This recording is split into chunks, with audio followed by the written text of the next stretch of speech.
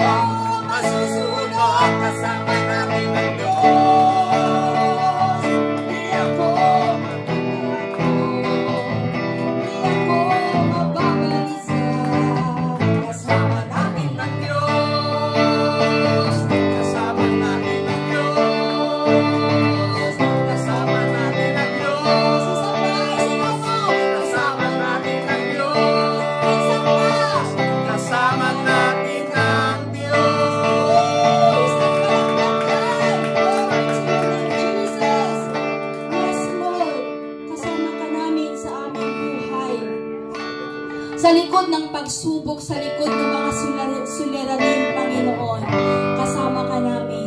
Dumaan man kami sa ilog, Panginoon, sa buhay ng ito na punong-puno ng problema, hindi kami malulunod pagkat kasama ka namin.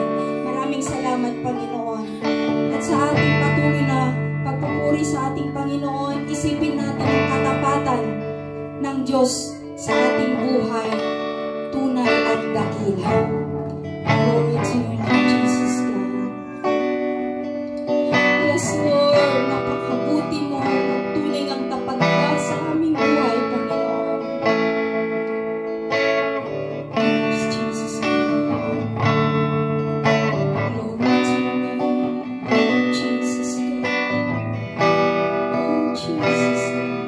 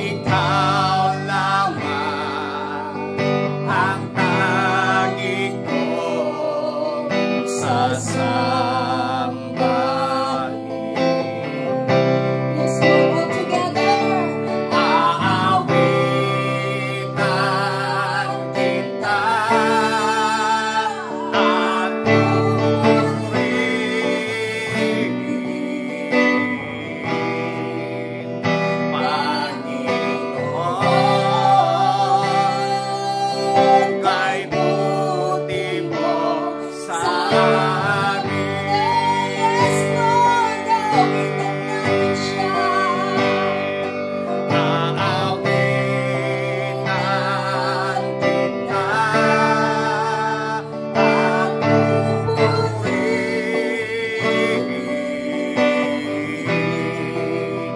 Panginoon, kay buti mo sa amin. Let's just pause for a moment, mga kapatid.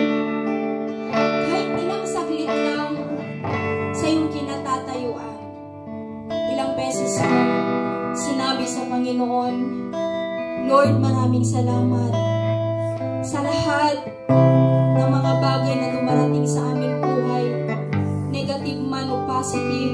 Nasabi mo ba sa Kanya, magpapatuloy akong magpupuri sa iyo. Patuloy akong maglingkod sa iyo, Panginoon. Kahit marami akong nararanasang problema, patuloy akong manindigan sa iyo, Panginoon. Dahil alam kong ikaw ang magliligtas sa akin. Oh, worship your name, Jesus. We bless your name. We glorify your name. In the name of Jesus. At the name of Jesus, there is power. In the name of Jesus, there is salvation. Maraming salamat sa umagang ito, Panginoon, sa iyong kabutihan, sa iyong kadakilaan, sa